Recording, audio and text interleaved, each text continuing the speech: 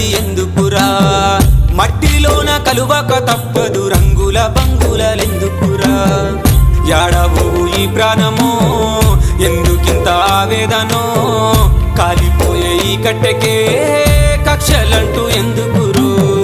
యాడవో ఈ ప్రాణమో ఎందుకింత ఆవేదనో కాలిపోయే ఈ కట్టెకే కక్షలంటూ ఎందుకురో పుట్టినోడు సావక తప్పదు సంపాదనన్నది ఎందుకురా